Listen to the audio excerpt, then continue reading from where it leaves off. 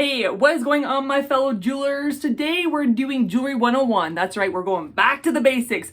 I am teaching you how to use a jump ring. Yes, it's simple, it's pretty easy if you're just beginning, but it's super important for a lot of jewelry pieces you'll be making. So today I'm teaching you how to use a jump ring, but I'm not just doing like a simple just open, close, whatever. No. I'm teaching you how to put a pendant on a chain. I love it. So before we get started, make sure you subscribe my channel and click that bell to get notifications, because I'm all about the how-tos of jewelry making, whether the techniques, basics 101, or just teaching you how to make beautiful jewelry pieces. So you and me, let's get started. Okay.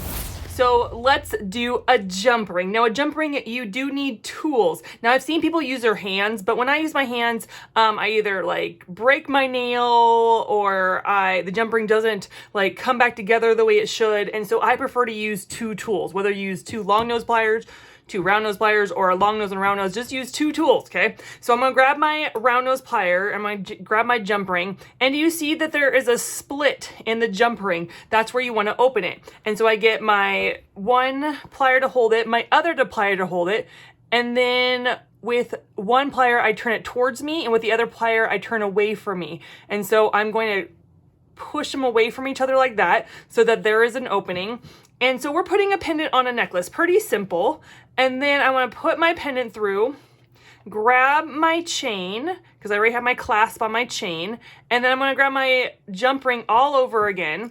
And now I'm going to bring the jump ring back together, and I'm going to do one plier one way, one plier the other way.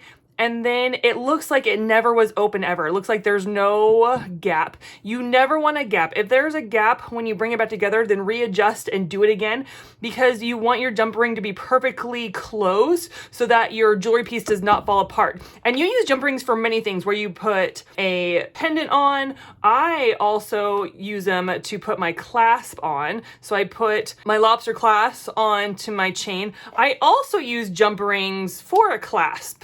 And so to connect my lobster clasp, I have a jump ring right here. Isn't that great? And so I use it to connect my necklace together. So there's so many different ways to use a jump ring.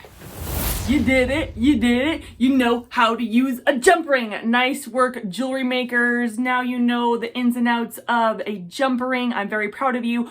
So if you wanna know how to do other basics or other techniques, or maybe you're like, hey, I really like this jewelry piece, but I don't know how to make it, can you help me out? Of course, I will do my best to help you out. I might say no every once in a while, but for the most part, I really do wanna help you in your jewelry journey. So thank you for tuning in. That's all I have for you today. Again, don't forget to subscribe and go also to my Facebook, Instagram, and Pinterest and see my jewelry creations, but I will catch you on the next video. Bye!